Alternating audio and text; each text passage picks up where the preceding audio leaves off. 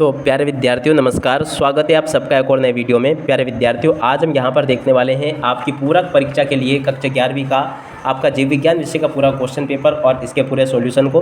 तो चलो जल्दी से हम आगे बढ़ते हैं, देखते हैं और समझते हैं कि आपका सप्लीमेंट्री परीक्षा कक्षा 11 का आपका जीव विज्ञान विषय का पेपर कैसा आएगा। जी हाँ प्यारे विद्यार्थियों, यहाँ से मैं आपको पूरा का पूरा क्वेश्चन पेपर बताऊँगा ताकि आपको ये अच्छी प्रकार से समझ में आ सके। देखो इस प्रकार के क्वेश्चन आपके पेपर में पूछे जाएंगे परीक्षाओं में, यहाँ से आप लोग पढ़ लें। पहला क्वेश्चन सही विकल्प चुनिए। अब देखो सही विकल्प किस प्रकार से आपको चुनने हैं, यहाँ से आप लोग इनको देखते चले। पहला क्वेश्चन, द्विनामकरण दो शब्दों से मिलकर बना है, वंश तथा जाति। तो यहाँ से लिख ले वंश तथा जाति। पक्षियों के हृदय होता है, चार कक्षी होता है। उसके बाद में देखो तुलसी में पुष्पक्रम पाया जाता है, तो देखो कूट चक्रक पुष्पक्रम पाया जाता है। उसके बाद में आर्य संवेदन का फूल पाए जाते हैं, तो देखो जड़ में पाए जाते हैं।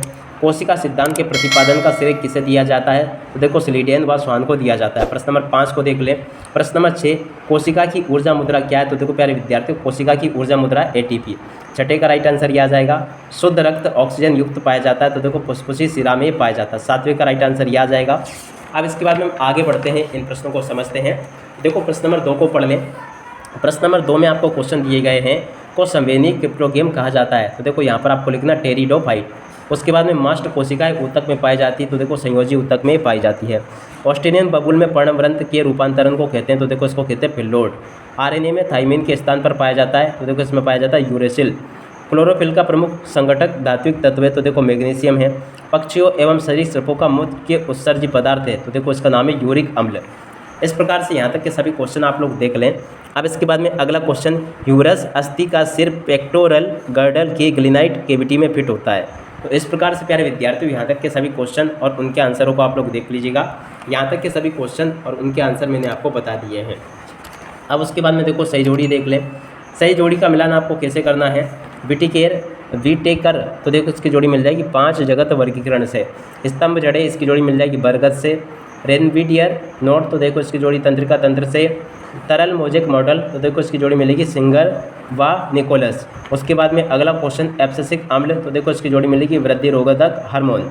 उसके बाद में हृदय स्पंदन, इसकी जोड़ी मिलेगी स्टेथोस्कोप से। उसके बाद में एड्रीनलिन, तो देखो इसकी जोड़ी मिलेगी संकटकालीन हार्मोन से। तो इस प्रकार से प्यारे विद्यार्थियों आप सब लोग यहाँ तक के जो क्वेश्चंस मैंने आपको बताए हैं आप लोग इनको अच्छे से कंप्लीट जरूर कर लें, क्योंकि बिल्कुल इसी प्रकार के क्वेश्चन आपकी परीक्षाओं के पेपर में आपसे पूछे जाते हैं। तो आप लोग इनको अच्छे से देख जरूर लें और पूरा समझ भी लें। अब इसके बाद में देखो प्रश्न नंबर 4 को पढ़ते हैं, जिसमें कि आपसे एक शब्द या फिर एक वाक्य में उत्तर पूछे जाएंगे। अब चलो जल्दी से हम आगे बढ़ते हैं, समझते हैं एक एक क्वेश्चन को और उनके आंसर को। देखो पहला क्वेश्चन, केंचुआ किस संघ का जंतु है, तो देखो ये एनेलिडा संघ का जंतु है। कपास के रेशे किससे प्राप्त होते हैं, तो देखो बीज चोल के रेशों से प्राप्त होता है। उसके बाद में देखो प्रोटीन संश्लेषण के समय अनेक राइबोसोम जुड़कर किस रचना का निर्माण करते हैं, तो देखो इसका नाम है पॉलीसोम। इस प्रकार से आप लोग इसको देख लें और पूरा का पूरा समझ भी लें। अब इसके बाद में देखो किन कोशिकाओं में अर्धसूत्री विभाजन होता है, देखो मियोसाइट कोशिकाओं में होता है। ईस्ट में अनाक्षय शोषण के अंतिम उत्पाद को कहते हैं, तो देखो इसको कहते हैं CO2, इथाइल व कुछ अन्य ऊर्जा। इस प्रकार से आप लोग इसको लिख लें और पूरा समझ भी लें। अब इसके बाद में अगला क्वेश्चन पढ़ते हैं, क्या लिखा है, रेटिना का कौन सा भाग सिर्फ शंकु कोण सतह को पर कोशिकाओं का बना होता है, तो देखो यहाँ पर आपको लिखना फोबिया सेंट्रलिसिस, इसका राइट आंसर होगा। अब इसके बाद में इधर आ जाते हैं, इन प्रश्नों को पढ़ते हैं।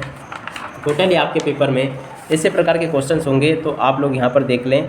और इसके बाद में देखो प्रश्न नंबर 5 को पढ़ लें। 5 के बाद में देखो ये आगे क्वेश्चन आपको दिए गए हैं, तो आप स्वयं इनको अच्छे प्रकार से पढ़ लें ताकि आपके पेपर में प्यारे विद्यार्थियों ये आपको अच्छे से समझ में आ जाए और आप सब लोग अपनी परीक्षाओं के पेपर में इनको अच्छे से लिख कर आ सको। अब इसके बाद में देखिएगा प्यारे विद्यार्थियों कुछ क्वेश्चन इस प्रकार के होंगे, यहाँ से आप लोग इनको भी देख लेंगे।